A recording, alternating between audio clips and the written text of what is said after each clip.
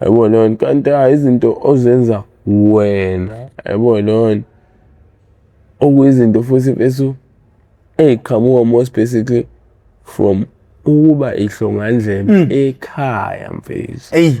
Yabo leyo nto, ngoba ukuboshwa kuqhamuka ngokuthi mfethu ungabalaleli abazali ekhaya mfethu. Yabo leyo nto, gcine uthi mhlawumpe umbone even mfethu angiphasi inhloko mhlawumpe emfanweni izimnqa ey'nkulu. Senkingeni mnganami, senkingeni ngoba nje yabo unezinqa ey'nkulu hhayi zangipatshe ngisho ngumpansi iboshwe. Yabo leyo nto, ngenxa yokuthi mfethu laba bantu abanye babo uthole mhlampe uno-4 years 5 years akamazi umuntu wesifazane. Yabo leyo nto, lowo muntu loyo okukhiphela kona isibhongo ngebhadi. Yabo leyo nto, kushise ngenxa kwey'bhadi mfethu, ugcine mhlampe mfethu even ethoyilethi mhlampe uma usuya khona mhlampe thoyilethi igazi mhlampe sometimes yabo ngoba ushaya i-shoplifting. Yes. Kwenzakalani? Candwa kanjani? Ukushaya kwami i-shoplifting ngangishaya from ngifika la e-town yabo. Uqala wami nje ukuhlala la e-town, ngafika ngaphandle ngayo-shoplifting yabo because ngangiclean yabo, ngibuka nje kumfana o-right yabo, kungekho lula ukuthi bangijampe ama-security nani yabo. So ngangiphandle ngayo-shoplifting yabo, kusho ukuthi kuhambe isikhathi ngagcina sengilele la e-town. Mese ngilala e-town ngingasakwazi ukuthi ngibe clean as usual yabo. Sengiqala ngcola manje yabo. So that is when ngaqala khona ukubanjwa ukuthi ngiyashoplifta kahle njengoba ngisuke ngize lapha eCambridge yabo, ngoba isitolo esingangishaya kakhulu nje iwona eCambridge. Lo busemakethe yabo. Bengifika nje khona ngifike ngishaya ama-chocolates, ama-slabs afegcwele abe yibhande noma o-cheese yabo, kwakuya ngami ukuthi nginaliphi i-order yabo. Manje kwakuyiyona into eyayingiphilisa, so kwaba ukuthi-ke sengiyaqala ngiyangcola. That is when started ukuthi ngiboshwe yabo. Ngaboshwa-ke kwaku-2018 ya, 2018 ngiboshwa ku-September ya, September up until ngize ngiphuma ku-December 10 ya, ku-December 10 yabo. So ngiboshwa-ke but kwakunzima because ngangiqala ukuboshwa yabo. Khona ubanjwa kanjani ukuthi uwe lo wenza lento? Bakubamba kanjani khona la esitolo? Ngabona nje ngomalume eseqhamuka phambi kwami yabo, because ngangijontshile o-cheese ngalelo langa yabo. Labo cheese ma-estimate ukuthiwa worth about 250 yabo. Manje mengabe nomalume lo eqhamuka phambi kwami, qhamuka phambi kwami sengigqabona nje la ngeblue yabo, ngeblue. Hawu yini ngenzeni yabo leyo nto, athi awazi wenzeni wena. Yabo nami ngizenza umuntu ongazilutho ezizisa yabo, avela ukhipha thini le yabo, ukhipha nje la thini le yabo leyo nto. Esengizwa kahle kahle qhubeka u-story, okay, uyasho ukuthi ade ngikubuka nje kwikhamera yabo leyo nto, leyo busy uzenza umuntu ongazuthi uyachopha la kanti uyazazi usuzokwenzani yabo leyo nto. Angithathe lo malume lona ahamba angivalela kwelinye lama-room khona lapha ngaphakathi yabo, ngala ngingena khona impahla ngemva receiving. Fika ngivalele khona ngahlala about 4 to 5 hours up until kufika ama-boys yabo leyo nto. Kusabhalwa ne-statements yabo, kufonelwa athatha isikhathi amaphoyisa ukuthi afike ngoboshiwe esitolo yabo. Mhlampe afika mhlampe ngoba ngaboshwa mina ekuseni mhlampe ngabo 9 ngabo 10 yabo, kodwa amaphoyisa wona azofika ngo-4 ntambama late nje yabo. Ngithathe amaphoyisa straight through ngahamba ngaye e-CR Ngafika la e-CR qala-ke ngingena ejele la yabo. Shaya uvalo la ngesaba yabo leyo nto. Angiboni ngisho umuntu engimaziyo la noma kanjani. Ngizokwenze njani lapho anginayo ngisho inamba eyodwa hlampe umuntu wasekhaya noma eyabani engiyaziyo ngekhanda yabo. Kushuthi manje khona iy'sebenzi-ke la yabo. Manje iy'sebenzi lezi ngibuza ukuthi ndoda khona hlampe owakini hlampe ongamfonela noma uma wakho noma ubabakho noma ubani. Lutho malume, yini ndoda, kanjani ungabi nayo umuntu ongamfonela? Iy'namba malume, ayikho inamba engiyaziyo ngekhanda. Kushuthi manje yabona-ke uma ngabe usuke uwumuntu okanjalo ongakwazi ukwenza iplani ejele noma kanjani lapho nje bethi usuke nje bethi uyisicefe somuntu yabo, kuthatha nje isinoma kanjani yabo leyo nto. Kushuthi manje ngiya enkantolo ngakusasa yabo. Ngihambe ngiye enkantolo ngifika enkantolo kushuthi ngishaywa nge-remand ya 7 days kuthiwa for further investigations yabo. Suke ngihambe ngiye Westville qala ngafika ejele. Qala-ke lapho ngingena ejele ngifika laphana kuyaseshwa. Kushuthi njengoba ngizongena lana kushuthi ngisanokuthenga lo muthi lo ekuthiwa i-Methadone yabo. Kuphethe la ephaketheni yabo leyo nto. Ngithini mina ngithi hhayi muthi wami wokukhwehlela lo, ngisho kobaba lapha ezansi besashesha bekhuthuza yabo. Muthi wami wokukhwehlela lo yabo. Kushuthi ngize ngigcine ngikwazi ukuthi ngingene nangaphakathi yabo. Mangidedele ngingene nangaphakathi sure ngingena. Ngifika laphayana mama nazi iy'nsizwa la uyabona la wonke lokhu kushuthi uyafola uthatha isinkwa laphana ushiye igama lakho nesibongo ungene ngaphakathi yabo leyo nto. Manje ngishawa uvalo ngale ndlela ukuthi angazi ukuthi ngenze njani because angazi manje kuyokwenzakalani la ngiyakhona yabo, ngoba ababeke bangixoxela ngejele babethi ejele banami kuyaloguzwana yabo. Manje shuthi ngibona yabo leyo ngoba phela lapho nami ngangingakayithathi inombolo yabo, ngangisaba yabo, ngisayempatha yabo. So ngingene mfethu ngifika ngaphakathi kuthiwa ndoda lana ngithi hhayi kuthiwa shona ngala.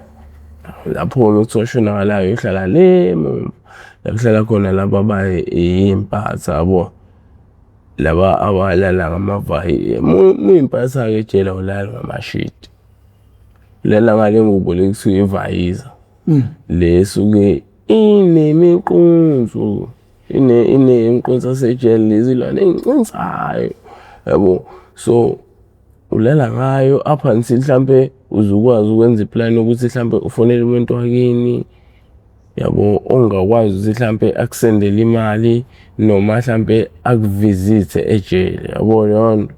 Kushuthi mina ngihlale hlampe 7 days ngihlala 7 days yabo. Kulo 7 days mese ngibuyela enkantolo. Ngabe ngifika enkantolo kuthiwe sifanele siyoconfirma i-address ekhaya ukuthi usahlala ekhaya yabo, ngoba lapho ngangisamncane, lapho ngangingakafiki 18 years yabo. So ngahanjiswa ngayo ekhaya. Ngisifika ekhaya akukho muntu, ngithi njani le nto le. Kushuthi sigcine ngokuthini sesize siyakhwitha manje nabaseshi, sicabanga ukuthi sibuye size la e-CR yabo. Abaseshi benze njani-ke, bangithathe bangifaka emotweni bathi senje sahamba sehla ngomgaqo ophuma ekhaya lo oyongenela ku-main road. Sithe nje sifika nje ekupheleni kwalo mgaqo, hawu nangu ubaba. Eyi baba-ke umuntu oyiphuzelayo yabo. Umanzi lakhona la ubaba phethe yabo leyo nto. Hambe nje bamxhakile kanje yabo leyo nto. Bamise bathi sorry baba. Hhayi nangu ubaba umuntu bengithi sekuyena lapho. Bathi hawu ngisayi lo banje lapha lo ophuzile. Hhayi kushuthi bambiza yabo. Mina ngabambiza eze impela. Bathi sorry baba sicela ukubuza uyamazi uMmeli Khumalo? Athi hhayi bo. Yebo ngiyamazi umfana wami lo, umfana omdala lo yabo. Ngu-first born-ke mina kubaba. Athi ngiyamazi lo mfana omdala. Hhayi okay. Unesikhathi esingakanani nomgcina baba? Ayi mhlampe ngithi iphelile unyaka manje ngafika ekhaya. Qala lapho-ke inkinga ukuthi hawu ndoda uthe nje wena uhlala kini. Kanjani pho uma kwakho athi wena mhlampe la ekhaya wayegcine ngo-2017 usaqala unyaka ngoba kwase ku-2018 lapho. September. Yabo kwase kugcine nje ngonyaka usaqala. Manje nami lapho angazi ngizobaphendula ngisini because mina bangingene ngesikilimi sokuthi ngihlala ekhaya yabo leyo nto ngumuntu nje ogoduka yabo leyo nto. Bathini-ke abaseshi bathi hhayi ndoda ngoba usuyaqala usiqamela amanga lokho sofe sikusho wena wenkosi enkantolo ukuthi wena vele awuhlali ekhaya. Hhayi ngisuke-ke lapho ubaba sibuye size la e-CR yabo leyo nto. Sifika la e-CR okay inkosi enkantolo ithini ithi address was confirmed yonke into okay sure. Athini inkosi enkantolo athi ngabe ngiyakudedela-ke mfana ngaphansi kwesandla somzali kodwa ukube umzali wakho uyivumile indaba yakho nokuhlala ekhaya nanokuthi mhlampe umuntu o-right ekhaya nani yabo leyo nto. Hhayi kushuthi kusuke ngingaphumi kusuke stand down kusuke ngingaphumi-ke ngesimo salokho yabo. Uma usuboshiwe uyingane usuke usudinga umzali futhi ukuze uphume. Udinga umzali. Sikuphi ungathini isifundo lapho ey'nganeni engabahlonipha abazali ezothi mayisiboshwa futhi iphinde idinga umzali ukuze ikhululeke? Ungathini advice yakho lapho kubantwana abangabalalela abazali mabebakhosi? Bafowethu mina engingakusho nje bese ayikho into ebalulekile njengokuhlonipha umzali wakho okuzalayo yabo. Ngoba esikhathini esiningi umuntu ohlezi umdinga the most is umzali wakho lo okuzalayo yabo. So manje wena muzongamhloniphi noma muzongamlaleli angazi ngathi usuke uyimisele ngane empilweni yabo. Ngoba kwamina today ngilana nje le indaba zokubhema ama-2009 it's because of ungamlaleli yena ubaba yabo. Hhayi angiyilalelanga mina imiyalelo yababa eminingi yabo. Lokho okwangilidela to kuwona ukubhema ama-drugs yabo. Ngoba into engihlezi ngitshela ngayo ubaba abangani yabo. Hlezi ngijeze mfana wami yabo emhlabeni ayikho into ekuthiwa umngani. Balokhu phela nabangani abangaka manje wena ngakubona thembele kakhulu kubangani yabo leyo. Lokho wayekushiso ukuthi ehlezi engibona ngifike ekhaya nje ngiwashishe uyaqeda ukuwashisheza ngiyakosipha ngiyakosisabisa yabo leyo nto. So wayehlezi nje bese umuntu ongitshelayo ukuthi mfana wami ayikho into ekuthiwa umngani emhlabeni yabo leyo nto. Futhi enye into mina engikutshela yona ngicela uyilalele because mina sengingawumuntu ohamba nomnini emhlabeni ngimdala mina yabo leyo nto. Mina kukho engingakubonanga noma engingakwenzanga yabo leyo nto. Aphinde athini futhi ubaba kumina athi yabona wena ungayitshela ukuthi usiye kunami ngokubona mina ngiyikhehla ngemva kanti yabo mina yonke lento yenzayo izinto zonke lezi mina esengidlulile kuzona empilweni yabo leyo nto. Wena ungayitsheli ukuthi mhlampe uzoqambela mina amanga uyitshela ukuthi mhlampe angikuboni noma mhlampe uyangishaya yabo leyo nto. Kanti mina leyo nto leyo ngisuke ngiyibukela nje wena uyiqambela amanga because mina leyo nto leyo mhlampe ngisuke sengidlule kuyona about 2 to 5 times yabo leyo yenzeka kumina empilweni yabo leyo nto. Nami ngangenza njalo kowami ubaba yabo leyo nto. Manje ngeke uze uyitshele ukuthi uyangishaya yabo leyo nto. Wena ngowakho asuke ungishayile yabo leyo nto. Kodwa khohlwa mfana wami ngisuke ngiyibukela nje mina. It's not like ngisuke ngingayiboni zonke lezi zinto ozenzayo. Konke lokho sokwenza ngisuke ngikubona mina. Kuwukuthi ngeke ngize ngikuphikise noma ngenzeni ngizo-acta as if ngiyaku-understand-a noma ngiyakuzwa. Ngoba empilweni mfana wami ayikho into ebalulekile njengokuhlonipha umzali wakho okuzalayo ngoba uyena osuke ekulethile la emhlabeni. So njengoba ekulethile la emhlabeni uyazi ukuthi konke lokhu okusuke kwenzeka kuwena noma okusuke ukubona usuke wakubona noma kuseke kwenzeka kuyena. Yabona. So manje wena ungayitsheli ukuthi mhlampe unswempu noma u-right uma ungamhloniphi bafethu. Kubalulekile ukuhlonipha umzali okuzalayo yabo. And most of the time futhi yabo umtshisi kubalulekile musana ubaba mfethu awuyibambe iqini uyilalelile ukuzana imiyalo yakho ubaba yabo leyo ngoba yabona umusana ubaba mfethu akekho umuntu okunikeza ama-advice aqinile endoda njengobaba yabo leyo. Yana uma vele uyakwazi ukuthi ayidlale leyo phasi indlela yakhe thizeni phasi kunalokhu obonayo ukuthi hayi lokhu kudinga ubaba lokho yabo leyo. Uthuthi mhlampe ake sithi okay wena kwenzeka mhlampe something kuwena mhlampe iphathelene mhlampe nokuthi okay mhlampe wenze into like ukudoda njengokukhula nje njengosuwumfana yabo leyo.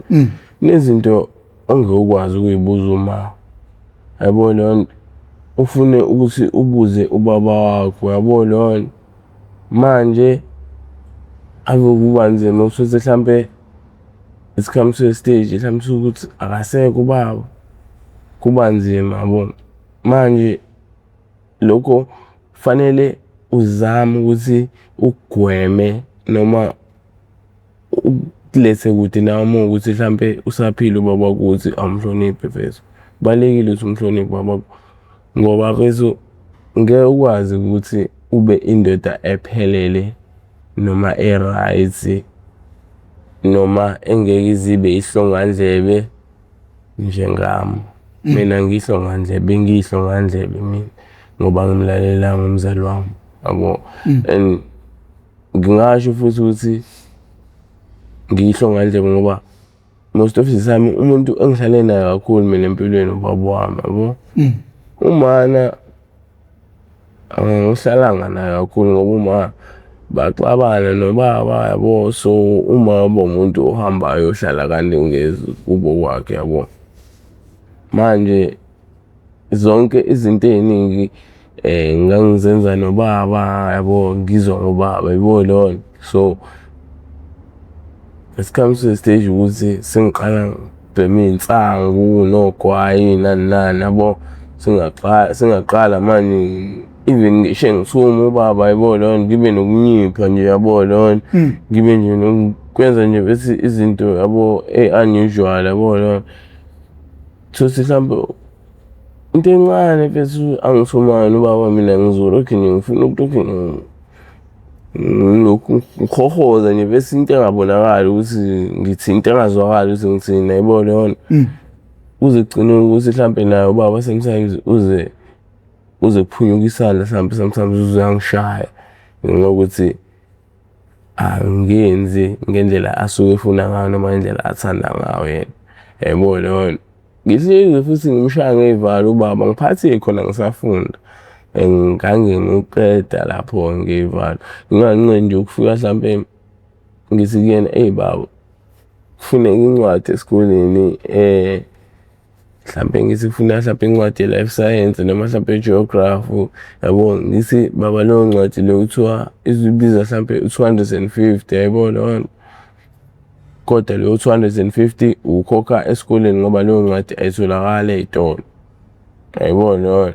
Azi yena hawu ayitholakali ey'tolo yabo lapho bazoyithengaphi. Ngithi mina angazi yona mhlampe izoqhamuka mhlampe from emumva yini kahulumeni noma kanjani yabo, ngoba mina sengifunda grade 10 grade 11 kwase kufike le lokhuzana esifundwa manje ekuthiwa u-CAPS, kwase kungasewona u-Oxford lo wakudala yabo. So njengoba sekufundwa u-CAPS-ke iy'ncwadi zakhona kahle kahle babethi othisha zazingakabi bikho ngalezi y'khathi ey'tolo yabo. Okufanele ufike esikoleni ukhokhe imali and then bona bazobe sebehamba boyilanda la beyilanda khona yabo. Mina ngokwami-ke ngizofika kubaba ngithi baba ngidingakala u-250 kanje yabo. Lapho ngiyazi lo 250 akuyona mhlampe imali engiyisa esikoleni noma kanjani yabo. Imali leyo mina angiyoyijabulisa ngabangani bami, sibheme insangu, sithenga amancika yabo. Leyo nto sijabulise indlela thizeni sijabulisa ngayo yabo. Leyo nto ngemali yababa njalo le mina engisuke ngikade ngithe ukuthenga incwadi. Lokhu phela yami kwangifaka ey'nkingeni because ubaba njalo ukhipha kwakhe le mali wayehlezi ezoyikhipha namagama engavele nje iphume kuthiwa yabo. Leyo nto ngoba okokuqala ngingade ngisefunala incwadi yesilisa yabo. Wayelokhu eselokhu engibuzile ngayo, ngaze ngaya komunye umjisa ekwakuthiwa uKhuze owayehlala ngasekhaya ngayothatha ilokhuzana incwadi kuyena endala nje bese ayifunda ngayo yena naye esafunda mhlawumbe wayeno-4 years 5 years sephumile isikele yabo. Sekuyincwadi nje idala idabukile yabo. Leyo nto lapho mina leyo ncwadi cabanga ngiyogoqa ngawo ubaba eyikhiphe imali yakhe ubaba wathi uyongithengela ngathi kuyothenga incwadi entsha, mina sengifika nencwadi edabukile yabo. Leyo nto kodwa lapho wayithulela nje wangasho lutho yabo. Leyo nto ngimkhombisa ngithi nayi incwadi, athi hawu kanti lezi ncwadi zenu iy'ncwadi ey'njani ey'fase zindala kanje.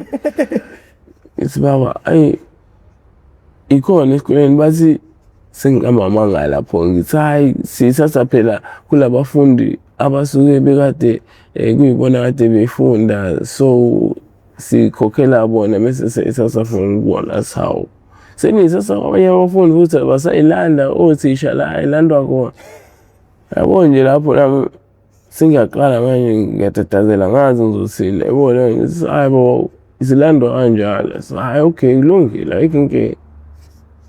Kube isikhathi singaphinde ngiqhamukana nalesi sitori sokuthi kudingeka enye incwadi futhi 250. Enze njani awukhiphe le 250 ingabe ukhiphayo le 250 la khona okwakuza amagama abuhlungu ngempela ngoba wayethi mfana wami mawukuthi ngempela le mali yami awuyisi la uzuyisa khona, uNkulunkulu uyokubona nami inkosi iyongiphendulela. Yabo isho leyo nto ngicabanga ngithi baba bezokhuluma ngaphi manje. Kodwa phela uyazi-ke musenganxaya yabo. Leyo nto museyintwana vele into ey'kanjalo awuyinaki noma awuyithathi serious yabo. Leyo nto kanti ziyabuya, kanti ziyabuya lezo no baba, ziyabuya bese bafu zikushaya kabuhlungu yabo. Leyo nto zikushaya nawe ucobeke nawe ugcine ungazi wenze kanjani yabo. Leyo nto ngoba manje lento le asuke eyisho ukuthi kuzoba kanje konke lokho kuyenzeka in future, kuwukuthi wena usungasanakile ukuthi yazi lento okwayisho ubaba, yazi lento okwasho ukuthi kuzokwenzeka kanje. Kodwa manje yona leyo nto leyo akuseyona into like uyithatha as if mhlambe into eseke yakhulunywa noma kanjani, yabo leyo ngoba wena into esungasayicabanga emqondweni wakho, yabo leyo. Lokho ngike ngikurevise nje mfethu mhlambe mengihleli ngedwa sometimes ukuthi yazi ubaba mfethu wayengitshelile ukuthi njengoba ngingamlaleli kanje impilo yami iyohlezi nzima, yabo. Njengoba namhlanje nje mfethu ngingakwazi nje ukuthi ngiphile imali ingekho, phela mina ngikwazi ukuphila ngaphandle kwemali, yabo. Njengibhema nje mfethu ngikwazi ukuphila ngaphandle kwemali, kodwa most of the time mfethu kufanele ngihlezi nginemali, yabo. So sometimes ngike ngize ngigcine ngiqamba amanga ukuze ngithole imali, yabo. Sometimes ngigcine ngenza into wrong ukuze ngithole imali, yabo. So lezo zinto lezo mfethu ubaba ungiyale kakhulu ngazo mfethu, yabo leyo. Kwawukuthi-ke mina-ke ngokuy'tshela kwami ukuthi ngiyazi ngangamlalela, ngangafuna ukuba umuntu oqondile oba ingane ezwayo, yabo leyo. So ngingasho nje ngithi bafethu abasakhula mfethu noma abasahlala emakhaya abasayingane, bafethu kufanele uy'bambe iqine mfethu, lalela umzali mfethu. Njengoba kulesa la emhlabeni wayazi ukuthi wenzani noma wayenesifiso ngawe sokuthi umntanami sometimes nami ngifisa ukuthi abe is-something, yabo leyo. Njengoba mina ubaba wangigqama nje ukuthi ngiwummeli, yabo leyo. Wathi hhayi ummeli lo mmeli waMantungu, yabo leyo. Kahle kahle mina ngoba mafisa ngibe i-lawyer, yabo, in future, yabo. Kodwa-ke mfethu ngezimo zempilo nezimo zokuthanda izinto nabangani nani, konke lokhu akwenzekanga, yabo. Ngoba yaqala kaphi lento ngokuthi ngingamlaleli yena, yabo. Once waqala wangamlaleli umzali wakho, ayikho mfethu into e-right esazokwenzekela empilweni lawo. Lokho mina ngikubonile mfethu, buza la kimi ngizokutshela mfethu, yabo. Ungamhloniphi umzali wakho baba, testa most mfethu yamaphutha engifisa engazi ukuthi mfethu ingarivayizeka impilo mfethu, ibuyele emumva mfethu, kuthiwe nje prive mfethu. Ngiqale phansi mhlambe ngibe na-7 years mhlambe, yabo. Ngiqale phansi bese impilo bese ngiyiphile kabusha mfethu, yabo. Ngenze nje bese ngendlela ehlukile kunale kade ngenza ngayo noma le engenza ngayo, yabo leyo. Ngoba empeleni kahle kahle ukushuba kakhulu kwempilo kuqale ukushona kwababa 2022. Hayi, yabona lapho eshuba kakhulu ngoba even mengade ngiboshiwe, umuntu oqala bafowami ongibheka eWestville ubaba. Nakhona ngibheka kanjani? Ngibheka hhayi ukuthi mhlambe ngamfonela nani ngaya ekhaya ngithi ngiyoconfirma i-address. Njengoba ngiye ekhaya ngiyoconfirma i-address, kushuthi kwaba ila azi khona noma la ethola khona ukuthi hawu ngiboshiwe, yabo leyo. Kwaba sekuba ukuthi uyaqala naye uba worried ukuthi aze azongibheka eWestville, yabo leyo. Uma ngabe efika kumina eWestville wakhala ngisho inyembezi ubaba, wathi nami kodwa kade ngikutshela, ngingazi ukuthi kuyoba khona isikhathi la ngoku ngikhulume nawe khona usemumva kwala amaglasi angangaka noma kulezi nsimbi ey'ngaka, yabo. Ngangingakazi nje ngicabanga ukuthi kuke sifike isikhathi esinjalo sempilo mfana wami. So empilweni ngingasho ngithi hayi mfana wami, hayi ngiphoxile kakhulu because njengoba nesikole usiyekile, waqhubeka nabangani, wadila nokuthi wena kumele ubheke ama-drugs, wabona ukuthi uzohlala eMathekwini la usuhlala khona manje. Hhayi mfana wami ngiphoxekile ngawo, ngeke ngiqambela mama. Yabo, lapho nami ngiyayisola bhuti wami, ngiyayisola kakhulu. And even nami ngaphakathi mfethu sengiyaqala manje ngiyachipizela, ngiqala ukukhala kuwo leyo nto ngoba sengifisa ngisho ukuthi angazi ngenza kanjani ubaba angicelele lapho uma ahambe nami njengoba esebuyele ekhaya. Yabo leyo nto ngoba ngiyazi kusawuba nzima ngaphakathi njengoba esekade efikile manje ezongilethela ugwayi. Yabo, engilethela nokudla nani nani, yabo leyo nto. Ngoba phela ngabe ufikelwe i-visitor, showcase lokuthi kumele kube nogwayi. Ngoba phela uma lapha ngaphakathi indoda ezimfanelo kumele ufike uba walokhuzelele ugwayi, bakhiphele ugwayi ukuthi bakwazi ukuthi bathenge iy'nto zabo. Izinto-ke ejele y'dayiswa ngogwayi. Yabo, even ukudla okuyesiswini kuthenga ugwayi. Yabo leyo nto.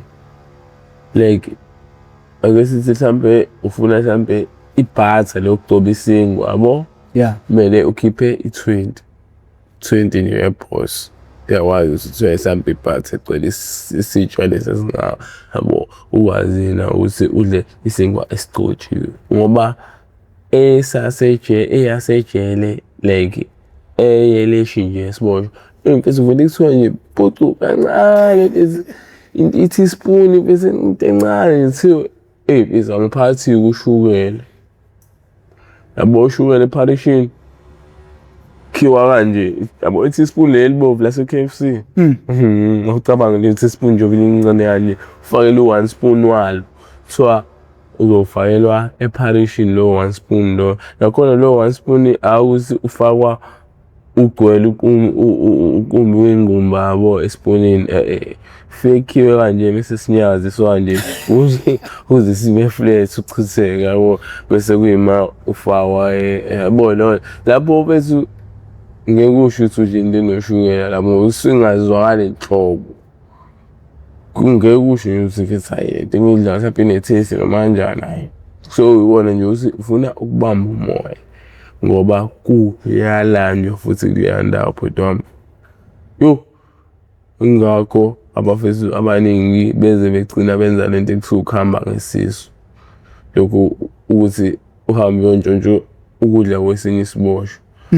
Yabo, kuthiwa-ke ejele-ke lokhu ukuhamba ngesisu. Kodwa kuthiwa hhayi bo nangu uMamlambo uhamba ngesisu. Yabo leyo manje plazi akushaye iboshwa-ke wenza leyo nto hamba ngesisu akushawa. Kuyashayisa ukuhamba ngesisu. Kuyashawa. Yabo bavele bakugxobise nje bese wenyoka ngempela bathi uMamlambo mshaye. Bona yabo qhuma ukheriyane nje bese kena direction. Yabo leyo nto nawe mfethu lapho ethu ugcine uyibona ukuthi ngi-wrong ngendlela engi-wrong ngayo. Yabo leyo nto ukuthi mina mfethu hhayi ngiyakwazi ukuyibamba mina mfethu hhayi. Yabo nje bese nanokuthi yabona ungabe uyijwayeze usala emnyango ukuthi awudli kakhulu. Kuyakusiza mhlampe nalapha eweziluza mfethu ungaze wenze into ey'fana nalezo ukuthi mhlampe uzuhambe ngesisu lana. Ya, ngoba izinto ozenza la emnyango the most izinto eziveza noma usulapha ukuthi mina hhayi ngiwumuntu kanje, ngiphila kanje, yabo. Ngoba kufana nalabantu laba ekuthiwa ukuthi mhlampe uyinsansa, ayibona leyo nto, ulala nabanye abafana, ayibona leyo nto. Laphana mfethu hhayi lokho kufike kugqame kuvele ubala ngoba usuke phela laphana bese sihleli ney'nsizwa zodwa, ayibona leyo nto. Ayikho inhlobo yomfana ongaqhamuki laphana, ayibona leyo nto. Thothi mhlampe kuzoqhamuka bese umjisa o-grand o-right, yabo. Phela sometimes khona abafethu usuthi umjisa bese uyambona ukuthi out le emoji handsome out, yabo leyo nto. gcine uthi mhlawumpe umbone even bethu angiphasi inhloko mhlawumpe emfanweni ezinqa ezinkulu. Senkingeni mnganami, senkingeni ngoba nje yabo unezinqa ezinkulu hayi zangipatsha nje ungiphansi iboshwe yabo leyo ngenxa yokuthi bethu laba bantu abanye babuthi mhlawumpe uno 4 years 5 years akamazi umuntu esifazane yabo leyo umuntu lo ukukhiphela kona isibhongo ibhadi yabo leyo shise ngenqawe ibhadi bethu gcine mhlawumpe bethu even etoilet mhlawumpe usuya khona mhlawumpe toilet igazi mhlawumpe somsana ngoba nje khona omunye umfana owathathwa omunye umfethu wamisa e-adult lo mfana wayehlala ejuvenile wamdonsa lo mfethu ngoba ethi uhomeline wakhe wamisa e-adults kanti lo mfana lo uyiNdiya bangalawo Phoenix lo mfana lo uyiNdiya yabo lo mfethu omdonsayo umuntu omnyama noma emdonsa ethi bayohlala e-adults shisa kahle yena ufuna umphilisa nje kamnandi ejele yabo leyo kanti akazi ukuthi kuzothi fika nalomfana laphana kube khona indoda ezimfanelo ekade ishayela mfethu insansi yabo avele lithathe lelindiya leli angazi iyayomenzisana iswele sikanjani yabo leyo kanti yomshango ogwayo yabo leyo umshango ogwayo ayi umfana vela avuka ekseni sesizobalwa vela phamisa isandla asho kubaba uthi hayi baba sengenziwa kanje 1 hayi ubaba bangayidonsi sibenze njani bambize lo mfethu lo wayimfanele bamthathe bamise G7 yabo G7 ila khala khona ke laba abasuke benze amacala ejele ejele mfethu kukabili yabo khona la ngisho ngesikukathazi khona la kuhlala khona abagwetshiwe khona la kuhlala khona abangakagwetshwa abangenacala ejele bese kuba khona la kuhlala khona abanamacala asejele ngaphakathi njengokuthi mhlambe ugwazile isiboshwa waphakama waphela khona into ekuthiwa ukuphakama ejele yabo ungabe uphakamile noma mhlambe ubanjwe mhlambe nombese noma ubanjwe mhlambe nama drugs ngaphakathi ejele uyahamba uyohlaliswa G7 laphana ke kusuke kuyindlu nje enombhedo wakho na umpompi usinki la lokhuzani itoilet la iroom one room yonke into la hlala wedwa eroomini sekungekho lento yokuthi nihleli mhlambe nibo 42 mhlambe nibo 50 eroomini eyodwa njengasema sectionini yabo ama section ase G7 1 per person eroomini yabo lona manje laphana kunzima ngoba usungakhulumi namuntu ungaboni umuntu yabo abanye baze bagcine bedlala namakokoroshe umuntu adlalele agcine efuya ikokoroshe yabo nje mfethu sekumngani wakhe ikokoroshe mhlawumbe noma yabo igcina abe mhlawumbe nebhodlela eligcina kulona yabo leyo omunye mfethu sothi uyifundele iBhayibheli yabo leyo nto bese kube nje khona mfethu izinto azoyichitha ngazizo ngoba awukhulumi namuntu ukhuluma nje mhlawumbe nobaba ngaleso sikhathi mhlawumbe ezokuvulela mhlawumbe ezokufakela ukudla noma mhlawumbe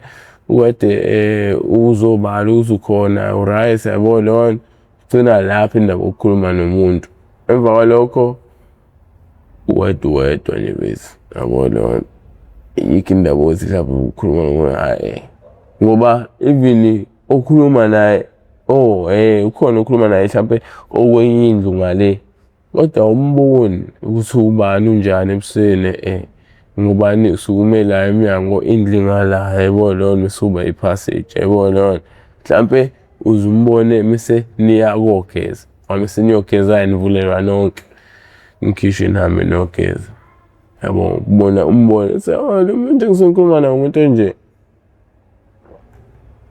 yabo mhlampe mawukuthi mhlampe ngoba laphana ugwayi ungeni G7 ungeni gwayi awukwazi ukuthi ungene negaslight yabo izinto eziningi nje eziba nzima laphana ngoba into eziningi ayingeni ngoba senkingeni bese ngoba akwazi nje ukubhema ugwayi lo osuke kade ubhema lapha emaseksheni nezansi yabo so kunzima pheze yabo lo shuthi lo esuke lo owathatha lo fana lo shuthi agcine gwetshelwa ulive khona lapha emakhulukuthi ugwetshwa ulive wakhona ungabe ugwetshwa ulive wakhona laphana usuke usuyoze uphume ejele uhlala wedwa sahlala nomunye umuntu lapho yikho la ukuthi uphuma khona uphanjanelwa ingqondo hayi yahamba straight yahamba futhi yabo yahamba ngenxa ukuthi bese uhlala wedwa bese hayi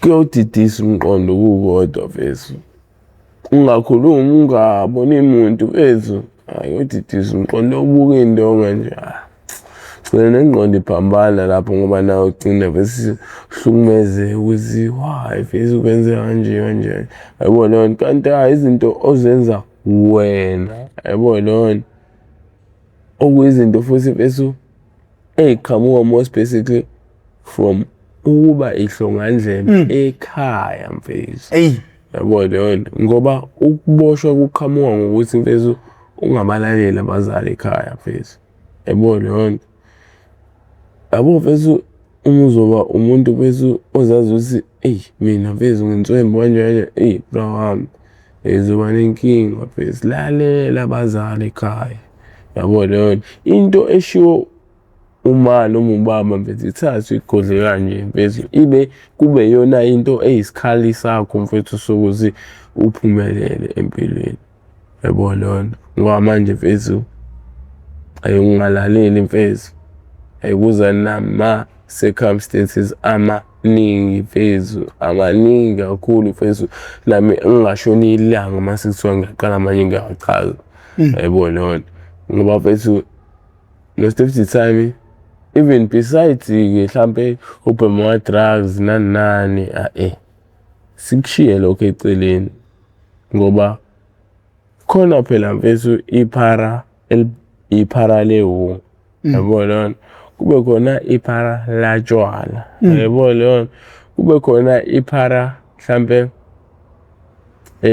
lensanga khona ngoba phela khona umunye mfethu uthi mfethu ayibhemi unga yabo lona uyibhemela insanga noma uyiphuzela nje kodwa mfethu uyayifanela nje nephara lebhemela unga yabo lona ngoba even evuka ekhaya ekuseni mfethu ushiya umbhede ngawundlulile akagezi ngisho ubuso mfethu hambe kwamakhelwane noma kwabangani mfethu yabo lona awushuka insanga shisa insanga bhema insanga yabo lona so ngisho ngithi mfethu aqhamuki mhlambe ngeunga kuphela mfethu ziningi indlela mfethu ezifana laphana besides uze ube umuntu obhema drugs yabo lona kuyenzeka ukuthi awabhema ama-drugs kodwa uxakile mfethu uxakile kuyinkunzi yephara inkunzi yephara mfethu nabo ekhaya bangazi bazoyisini yabo lona sothi nje mfethu even mfethu kwenziwe izinto sekunzima ukuthi bakwenzele umdala mhlambe manje nasekhaya la yabo lona fanele ngabe mhlawumbe usuphumile usunomuzi wakho noma usunendawo yakho ohlalela kuyona yabo lona kodwa manje ngesimo sokuthi-ke mfethu wile nto inhlobo eyiyona umuntu akwenzekile lokho yabo isimo sokuthi mfethu ubanjwe ilezi zinto lawo ezikubambile simo sempilo oyiphilayo yabo lona ngoba ama-drugs nawo mfethu ay-influence ebheda indlela yawo yabo kodwa manje akuwona wodwa mfethu ayizinto ezi-influence embi empilweni mfethu ziningi bro izinto ngoba ngathatha even nangamantombazane bafowami yabo khona ukuthi umuntu mfethu useze waxaka ekhaya ngenxa nje yokuthi uthanda amantombazane nje mfethu yabo lona thanda amantombazane ngale ndlela mfethu yabo lona even bese imali ayiholayo emsebenzini ayibonakala ukuthi uyenzani mfethu spend efebeni mfethu ahambe bese adakiswa amantombazane bese thengela ama-cocaine inzeni lento ekuthiwa ukubheja suke bheja-ke mjeso kanjalo yabo lona end up amantombazane ezigcina imbiza ngentsobu yabo lona satsobu yabo lona zinhlobo zayo lapho yabo lona bayazi ukuthi uma wafika lona nje mfethu ayingola amatafula yabo lona uphakane yabo lona uma uyidate yakho yokuhola nje sekakhulukazi uphakane yabo lona phuza kuyosemnyango yabo lona manje mfethu ngasho ngithi mfethu akukona ukubhema amadazi kuphela bafethu into ongaze uxake ngayo noma ube inkinga ngayo ekhaya yabo lona akesise mhlambe nangasemantombazaneni osisi bethu odade bethu abasakhula yabo lona nodade bethu bafesi nani bosisi bethu nani okay kuyenzeka sometimes somunye okay ugaxele ama-drugs yabo lona aphema ama-drugs naye indlela thizeni yabo lona njengoba nje bese okay kuba khona nami nathi amathini sihlala nawo ngalethu mhlambe intombi yakho naye iyabhema ama-drugs njengawe yabo lona kodwa mfethu kwayibona mfethu izinye zezinto nabo ungakhona ukubhema ama-drugs ey'fana njengokuthi isibanibani indlela abathanda ngayo abafana hhayi kuyaxa kusinika inkinga mhlawumbe useshaya ngengane eziwu-4 lo muntu kodwa akasebenzi yabo lona uma ahlalela nje wala ekhaya ujika nelanga yabo lona sekushaya ngo-4 wey'ngane yabo lezi y'ngane lezo ey'bheke ukuthi zondliwa ubani umzali wawo lo mzali wakho kade bese ekuyala nsuku zonke ukuthi musa ukulandela abangani noma ukuthanda abangani kangaka abangani besebenzisa ibona abakulandelisana nezinto mhlawumbe ey'fana nakho ukuthi uthanda abafana njengomuntu wesifazane yabo lona ngoba most of the time indaba yokuthanda abafana amantombazane iqhamuka ngabo abangani mfethu ngoba abangani bethu ibona abakuhlohlayo ukuthi ayingeke uyambona yabona lo usanjani ayingeke loya boy ayi-hot ngeke emthathe yabona omunye uthi balandela lento kuyena yabo lona gcine nawe uzokuhwabuleka yabo lona abanye mfethu balokhuza nje banelokhuza nje namhlanje bethi HIV bethu ngenxa yakho ukuthi wayilandela lento le imali yabo lona nocwebe yabo nobukhazikhazi khatakazi usifaka enkingeni yabo efaka umhono ngomdala mfethu okadwela nezalukwazi noma mhlawumbe okadwela noma simbili uqobo lwayo angitshela futhi mfethu agcine naye affecteka eba HIV positive ingazi lezo imanga lezo yabo lona so ngasho ngithi nani bosisi bethu bafesi siyanicela bafesi cela nibheke bafesi kuwo konke enikwenzayo ngoba abanye benu bosisi bethu baze bagcine kusuthi omunye uze uyashona noma uze uyahamba emhlabeni ukuthi uyohlangana nendoda ayimithe mhlambe ahlangane nayo mhlambe ku-Facebook for example mhlambe uhlangane nendoda ku-Facebook imshayele indoda ayiqome plan ukuthi bahlangane mhlawumbe plan ukuthi bazohlangana etanga kanjani okay akwenze lokho lapha akabatshela ngalutho abazali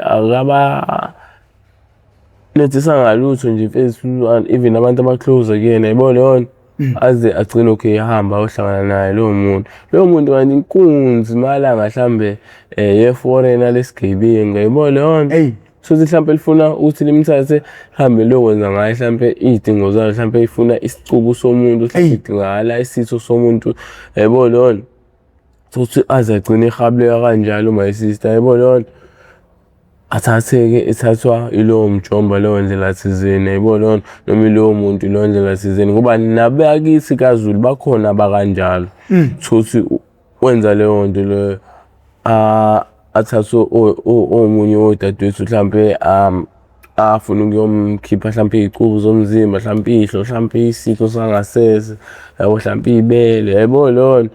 Sosi isisweshu ehambe la ekhaya hlampe eThekwini, yabo, kusa singamazi wenzani etawuni, yayibona leyo nto.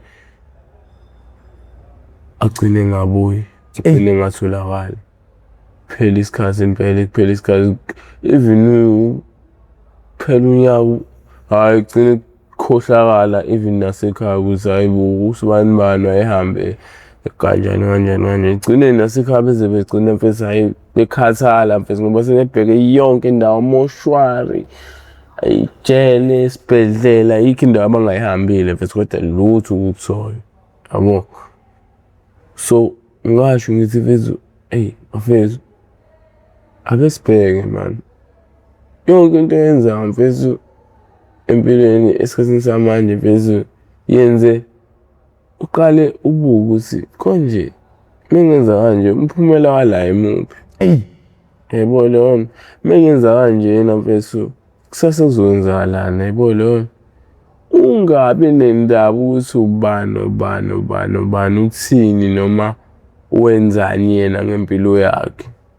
Lokho ngeke kusize ngalutho my sister, ngeke mfethu, yabo. My brother noma my sister, bafethu impilo iyodwa, asikho isiphelo sempilo bafethu, yabo. Nami hlampe ngikhuluma kanje hhayi ngoba hlampe ukuthi ngoba ngingcono kakhulu hlampe noma ngenza nami mfethu nginamaphutha ami ayinqwaba mfethu, yabo. Nami mfethu okuyinamhlanje mfethu engingazi ukuthi ngingenza njani ukuze hlampe asolveke noma hlampe ngiphume kulezo zingqinamba engibhekene nazo ngaleso sikhathi, yayibona leyo nto. Njengamanje nje bhuti wami ngingasho ngithi mfethu inkinga nje mfethu nami engigulisa kuyona ama-drugs, yabo. Yeah. Ama-drugs anginikile inkinga bhuti wami, angazi manje ngizosithatha ngihlanganise nani ukuze kuphumele, yayibona. Kodwa at the first time ngangiy'tshela ukuthi ngilayithile noma ngisile mina, ngishaya ekhaya ngenza iy'ndlela zokuthi ngikwazi ukuthi ngithole imali ukuthi ngibheme ama-drugs, yabo leyo nto. Kodwa manje ngiyazisola mfethu, ngisho nje ngithi hlampe namhlanje angikwazi ukuthi ngiyeke nje ama-drugs ngenxa yokuthi hlampe ngangikade ngibheme imali yabazali, yabo, noma ngangikade ngigoqa abazali ukuze ngibheme. Hlampe iyona into hlampe engibambile manje engingakwazi ukuthi ngiyiyeke le nto, yayibona leyo nto. Ngoba phela kahle kahle ngingasho ngithi empilweni ayikho kahle kahle into engayekeki mfethu, yabo. Baningi abafethu siyabazi manje bayiyekile iy'wunga, baphumile ba-right, bayaqhubeka nempilo, bayaphila kamnandi, yayibona leyo nto. So le nto le ehlezi ilokhuzi emphasizwa abafethu bethi iy'wunga ayiyekeki nani nani, hhayi, that is bullshit nje bese engekho mfethu, yabo leyo nto. Ngoba bethi iwunga bethu iyayekeka mfethu, yabo, kodwa kuwukuthi idinga ukuy'tshela wena ngaphakathi uphinde futhi nawe uzazi ukuthi ufunani, yayibona leyo nto. Konke lokho mfethu osuke ukufuna noma osuke ukufisa wena ngaphakathi kusuke kuzokwenzeka bhuti wami, yabo. Ngoba manje ngeke uthi mfethu njengoba wena uphila mfethu, okay, right, fine, uyiphara siyazi, noma mina ngiyiphara, yabo, niyazi, yabo. Kodwa nami njengoba ngiyiphara nginje nginaso isifiso ngempilo yami ukuthi nami ngelinye ilanga ngiyafisa ngiyeke ama-drugs, hlampe ngibe hlampe ummeli ongcono, hlampe noma osebenza hlampe noma ika-Transnet, yabo. Nami hlampe ngikwazi ukuthi ngijabulise uma wami, yabo leyo nto. Ngoba mina njengoba ngimngaka namhlanje mfethu uma wami angikaze ngimjabulise. Ayikho nje bethu engathi nje ngisayenzile ekhaya kangako mfethu umanje wajabula nje wabonga wancunyuza mfethu. Engikhulume mfethu indaba ukuthi mfethu mhlambe indaba ukuthi mhlambe uthenge mhlambe leyo yinto leyo eyokudla mhlambe ekhaya nani nani. Hhayi lokho ngikwenzile yabo, ngithenge mhlambe lezo zinto mhlambe ngihambise ekhaya noma ngilethe ekhaya yabo. Kodwa lezi zinto ngeke ngize ngiy'bale njengezinto mhlambe ey'jabulisile uma kuyajabula kona ngaleso sikhathi ngoba ngisuke ngisafiyana, kodwa leyo nto leyo ngeke ngiyithathe serious because leyo nto into eyalapha ethoyilethi yabo. Khuluma ngento mina mhlambe ebonakala njengokuthi mhlambe uma wakho umakhele mhlambe noma indlu ekhaya yabo, umthengele noma something yabo leyo ebambekayo bhuti wami ebonakalayo yabo leyo. Naye mfethu azoyiqhenya ngayo athi ayi ngiyayiqhenya ngendodana yami yabo, ngizele insizwa yabo leyo. Ngathi nje ummeli insizwa yami ayingimele ngempela yabo leyo. So ngeke mfethu uze uthi ukudla noma uthenga izinkwa ekhaya mhlambe into ongazuthi mhlambe iyona ejabulisa abazali, hhayi lento leyo kumele ukhohlwe nje uzitshela ukuthi ujabulisa umzali ngoba into engekho leyo, ngoba usujabulisa ithoyilethi yabo leyo. Ngoba the more bedla the more beya ethoyilethi yabo leyo. Khona vele uyasiza for the sake of time yabo, kodwa nje mfethu it's not like mhlambe usuke wenza mhlambe something mfethu abazoyijabulela, hhayi. Yeah mmeli ngo-5 minutes okugcina nje mfowethu usugeqa amagula, kwakuhlukumeza kanjani ukushiya unana emhlabeni? Hawu wabuza bhuti, wabuza mfethu. Ngike ngaba nentombi mfethu bengihlala nayo la estradini, unana uBongela. La sisi ngangimthanda bafowami ngo. Ngithi nje usisi ngobani angalingani nami, wayethe ukuthi kuba mdala kumina yabo. Mhlampe wangishiya ngo-5 years ya. Lapho ngishiya ngo-5 years noma 6 years ya. Unangaka ntwana? Ngina 29 manje. Bekuyinsabulo kunana?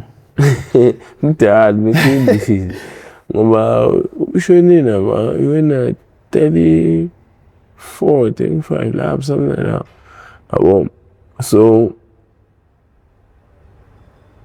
mfethu ukuhamba kwakhe kwangihlukumeza bhuti wami ngoba mfethu yena mfethu ngiqala ngimshayela mfethu kwathatha isikhathi usaqala uvume nawe ukuthi asondane nami yabo leyo.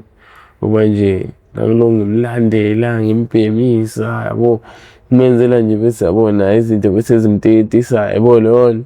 Lokho ethi ungeke yona mfana mncane ngizokuthanda ngizokushisa mina yabo leyo. Ngithi hayi bo kahle wena ingubo endalela labantwana wazini yabo leyo. Lo nje nami yabo bese ngingafundi bese ukuthi ngiyilethe down yabo leyo. Lo nginalesi spirit nje ukuthi ngiyamthanda ngimfuna yabo leyo. Mfethu kushuthi naye mfethu aze agcine mfethu evumelana nomthetho wami yabo leyo nto, avuma ukuthi adate nami yabo leyo nto, siqale sithandane yabo leyo. Njengoba sithandana mfethu leya ngane yazi kwacishe kwayimina ofa kuqala.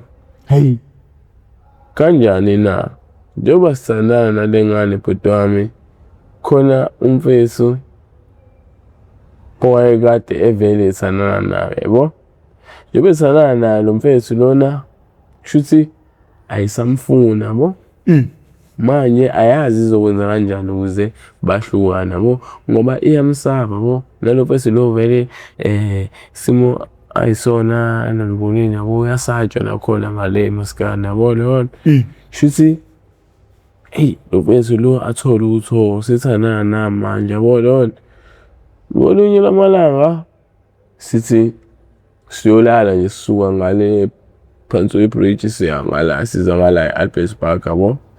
So ngena ngoBotsho se-Albert Park sinye singena kuBotsho. Mina ngihamba phambili lapho Bhutshu ngingene mina ngaphakathi. asale ubama ngemumva yabo. Shuthi njengoba esala beqhamuthi ushuno mfethu lo amvimbe ngaphambili.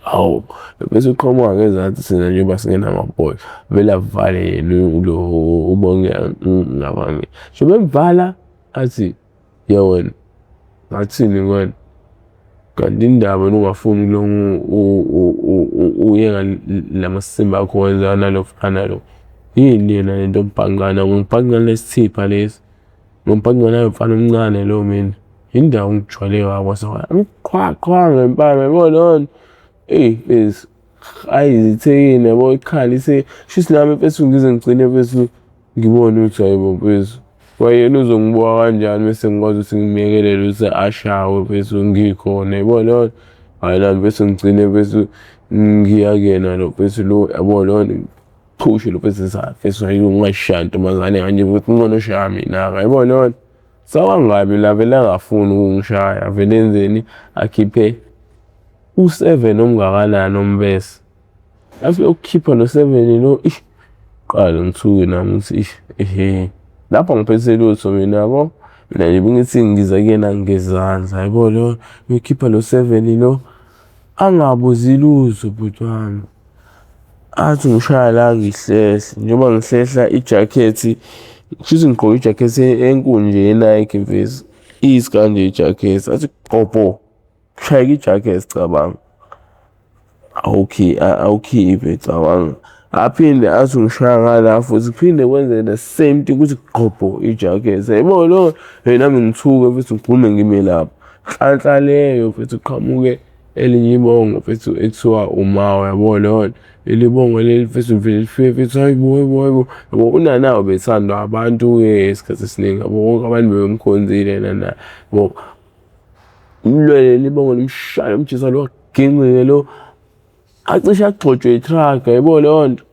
njengoba emshaya gengceke rola ngena emgaqweni acishe agxotshwe itruck yabo hlathi itruck ikwazi ukubreaka suma kubaleka kumgaqo shona emedeni ufa abaleka shona emedeni ufa siqhubeke sami noQueen sami solala yabo qhubeka isikhathi kuhambeni yabo lo mfethu lona mina nje mfethu akasangifuni yabo ngithatha njengomuntu omjwayela kabi umuntu umshaya emva kwendlebe yabo lo kodwa ngesimo sokuthi wayibona na ukuthi iThekwini vele bengasamfuni yabo iThekwini mfethu ayilanga lebhuti wami hayi mfethu bengimncane kuyona awedibizwa ngami yabo ibithe ukukhula mina kodwa mfethu ngisuke sengifikile bese hawu nangu baba iboniza kanje yabo leyo hlala eduze kwami yabo leyo nto qale sikhulume naye yabo leyo ngibuza baba right yonke leyo nto yabo ubone bese uthathe kusema hayi bethu khona angiphiki bese hayi bebathanda amajitha yena ngubani bomuntu okhonze kakhulu ukubhema bayibhema kakhulu lento ekuthiwa irock yabo bhema kakhulu irock mfethu behlezi nje mfethu umuntu bese oyangala kunemafoto agconswa ngakhona ngobona ihlezi nje lana amafoto agconswa ihlezi nje bese uzomthola ngala ukhona umjiso nemali ubhema yabo bemuhle futhi unana yabo nami okuyiyona into eyangidonsa kuyena yabo bemuhle mekahle yabo epakishile nje nezinto uzokusho ukuthi uyablame ungabumbona yabo begezile nje kahle right bungekusho ukuthi uyablame yabo lo manje ngiwumuntu mina-ke oyiphantela ngani ngenqola yabo njengophanda ngenqola mfethu ngihamba ekuseni ngibuye mhlambe emini mhlambe ngo-11 kuya ko-12 yabo sibheme yabo kukuthi mengifika mina ngibhema ebhola yami ngifika ngithi qi yabo ngento enesipho yabo ngibheme nje leyo nto yalo ngala yabo futhi qi shaya into engishaya ngalala mhlambe samsami yabo leyo kukuthi akwazi ukubhema irock ingekho ngeke futhi khohlwa uthi uzozinyuza umbhemisi ungirock hayi mina qale ngerock bese kuba khona ihunga yabo leyo qhubeke ngiphile naye phezulu yabo bese ngumuntu nje nami bese uhlezi shekezela yabo leyo sezalana naye ngoba nami I always wanted ukuthi bese angibone like I care bese uyabo ngiyakwazi ukuthi ngiprovide ngayo yonke into asoyidinga ngaleso sikhathi yabo leyo yeah nanani into bese ayabona bese kuwo wonke bese yabo bese ngangithanda leyangane futhi ngokuba even sishonile bese hayi bese imina umuntu bese owayekade bese nangithi ngizoyigibelela ngisho ukuyigibelela mawukuthi abekho abantu abazophuma bathi bayemngcwabeni wakhe la eMaskandi ngithi ngizozigibelela ngisho ngigibele songathi ngame ngekuphi yabo sidlaleyo hayi kwaba khona imoto eqashekayo nana sibonge futhi nawe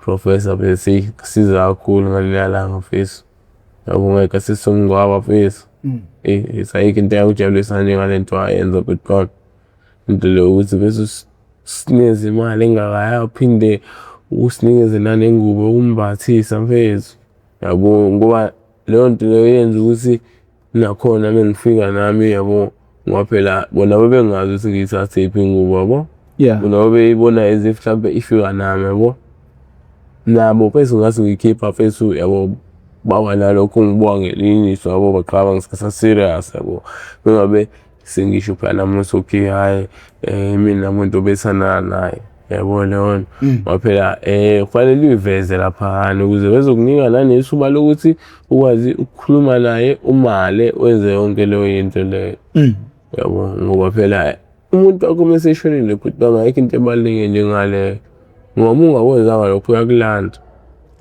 akulanda eshema yabo lokho sekwenzekile kaningi phela bafethu belandwa intombi zawo yabo phambi kwethu sibona kanje yabo isintombi yakhe sasanda ukushona nje phela vele angayingeni indawo ukuthi engqobeni wayo angayingeni indawo ukulungiselela nje ukuthi ingathi kanjani kodwa ngokuphela unyaka engayilandelanga yabo so ngisho ngithi bese usuku bese ungayanga ukuyokwenza leyanto noma ukuyogeza bekade shonile umuntu wakho ayoba nenkinga yabo mina bese ihlukumezeke kakhulu bese ekushoneni kwabangeke bese ngoba ukuthi bese ngase ngitshelile nje bese usayi bese yabo lapha bese hayi ngisole bese umaqondana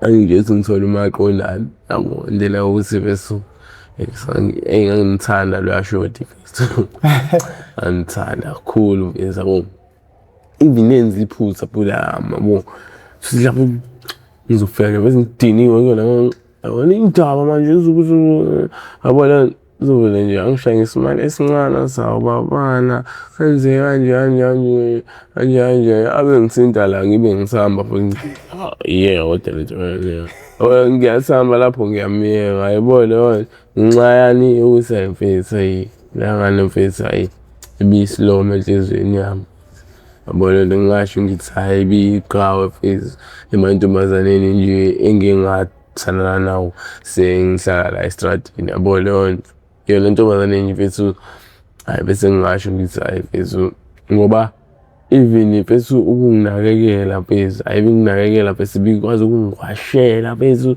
yabo nje bese ngingahlali ngingcolile ngisasana naleya ngane yabo leyo nto leyo engenza ukuthi nami bese ngigcine mfethu ngihlezi ngine pressure ukuthi fanele ngihambe ngoyiphandela ukuze wazi isibheme yabo ba ibingenzela yonke into njengoma wami mfethu mhlambe njengomama enzele indodana yakhe yabo leyo indlela abenza ngayo kumina yabo leyo nto bese bengithathisa nje mfethu ezifu boy wakhe kodwa lapho siyathandana yabo leyo kodwa yena bengithathisa ezifu boy wakhe ingane yakhe mhlambe encane yomfana yabo leyo ngoba mfethu ayiyo umuntu bengiwashela ngisho itrunk ianda awufise la umuntu lwana bese becwele kakhulu ngami khona isikhathi la kuke kwaba khona ukuthi okay uyakho njobe gula mfethu cabanga nje beqala ukugula sixabene nje basixabene aqale ukugula hlampe after 3 days sixabanile, yabo. Ngiqale ukugula hlampe phele insuku embili entathu. Njengoba eqala ukugula mfethu, nami mfethu angazi ukuthi uyagula, yabo. Njengoba ngingazi mina ngumuntu ovuka ekuseni ngihambele ngiyophanda, yabo. Ngiyophanda ngiyabuya ngize maskandi, yabo. Mfethu kodwa manje ngi-worried ngoba ngimboni nje lapha ngoba phela yena ubehlezi umuntu yabo, leyo nto ezenzela into zakhe, efuna ama-rock pipe, yabo, efuna uphanda bama-rock, yabo leyo nto. So umuntu nje ohlezi nje bese uvanzi, yabo, uhlezi umbona, yabo leyo nto. Kodwa manje ngi-worried angimboni mfethu, ngiyaqala ukuthi hayi bese kuthini. Kushuthi kuphele lokuqala usuku, kuphele lwesibili, ngolesithathu mfethu ngifika omunye umjesu ekuthiwa uSibu. uSibu wafika angitshela athi hayi mfethu, ukayibona itheni yakho mfethu? Usina face card ngigcina ithini? Athi yena mfethu ulapha omunye umjondolo omunye mfethu ekuthiwa uRama, yabo. Ila ekona khona mfethu akekho right bro, unciphe ngisho emzimbeni bro, usho ngegobhe ingana, yabo leyo nto. Qala ngithuke nami seyibo negobhe lo muntu yathi sixabana nje naye ey'nsukwini mfethu sigejana mfethu ngoba phela umgcina wami segcina sigejana right engenaluso, yabo leyo nto. Ngavela kugule lo 3 days. Kazi nami ngiyafica yibo mfethu. Into yokuqala engayisho kuyena ngase bonke kusasa mfethu ngicela sami sesibhedlela, yabo. Ngoba nami ngathi bengifika phambi kwakhe ngathuka. Nje yena mfethu wena kade egcina nje mfethu u-right ungenaluzo, yabo la ngisho sigcine ngose ngiyamthatha kuse ngamthatha ngimthathe, yabo. Ngilayishe enqoleni ngoba engasakwazi ngisho ukuhamba indlela ayesekhula ngayo.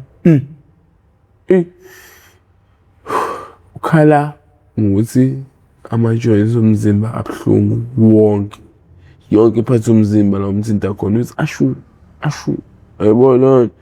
Mfethu noma ngithi ngiyamqula ngimbamba kanje uyakhala, awe uyangithuka lwena ukubambelana ngiyantshela, yabo leyo nto. Ngenxa yokuthi phela sasisaqabela usangibambelela negraja, yabo leyo nto. Ngoba manje kanje ngizama ukukusiza nje, kodwa ngibambe kahle phela, yabo leyo nto. Mfethu ngizame ngitotobise ngifake enqoleni, yabo leyo nto, ngiphushe inqola ngibambise kuphi. Kushuthi kube khona intombazane engizwelayo kuthiwa ubani uLungi, yabo. Leya ngane mfethu ngiphinde ngiyikhohlwe nayo mfethu. Sithi besisendleleni sihlangane noLungi, yabo leyo nto. Ethi uLungi ungeke mfethu umngani wami mfethu unani mfethu, yabo leyo nto. Nje akekho right kanje athi angeke kodwa phela bese ehambe nje aye eklinikhi bese asayingeke ngomthathela iy'ngubo zami kanje kanjani. Ngithi umsuka lo mzimba benobuzo bese okay bese sihambe seflethini lakho uLungi uhlala la umakade khona elinye iflethi elilapha ise-Travis ahlala kulona, yabo. Hamba fika amsula benze yonke lento ngimgqokise kamnandi, yabo leyo nto. Abuye ngimthathe fake enqoleni mfethu sigule sami se-cathedral. Besifike e-cathedral mfethu, leyo nesi bathuka bethi lo muntu benihlaleleni ngingamlethi isobho lesikhathi. Ngisho ngithi yazi wema lo muntu lo mhlambe 2 days 3 days egula mama, hhayi ukuthi mhlawumbe umuntu onesikhathi egula kodwa indlela aseyiyona bese usungathi kade agula, yabo leyo nto. Njengoba esho leyo nto nomama uphethe ini, khona lento le ethesta ukushisa le abayifaka la endlebeni bese bethi isikhathi la kwaphela. Afika ayifake leya nto le athi akazi kanje. Cabanga mfethu indlela ayeyona even i-temperature yomzimba wakhe engatholakala ukuthi ushisa kangakanani emzimbeni. Ayingaphumi amalo ukuze nama-results kuleya nto le esho ama-degrees ukuthi okay mhlampe u-35 32 okay. degree. Sesihambe kakhulu Ngathi kumele ubuye kusasa sizoqhubeka nendaba yethu. Singicabanga ukuthi sine episode enda kakhulu, ngithanda ama episode abe made. Mina ngifuna abantu bebe ne-hour ukuze bezokwazi bebe nesikhathi sokuqhubeka benze izinto zabo. Ama episode ango 2 hours abantu abakhonzile ukwaqeda nabawaqedayo laba basuke benesikhathi, abantu abaningi abanaso isikhathi. Igama lami uProfessor Ngwamkhize, ngidaba phansi kaNongoma esigodini sapha Mthetho Sohlangathini laMandlakazi. Mawuqala ukuba ingxenye cindezela subscribe button, ucindezele nebheli okuzokubeka emathubeni amahle kakhulu ukuthi makukhona esinye isiqephu engisiposayo izoganqezwa ecingweni lakho, uzothi mawungena ngaphakathi uzobe usitholela isiqephu sangalolu suku. Uhlelo How I Ended Up in Drugs, Ingosi ngaphansi kwesitebele MPTV1, lapho siyasilanda khona abafowethu nodade abavele ngishiya ezidakamizweni. Sisuke sizoqwashisa abantu ukuze beqaphele bengasitholi besohlangothini wrong lempilo, njengoba bengishilo nguProfessor Ngwamkhize ngasohlangothini lakaMandlakazi. Sengingana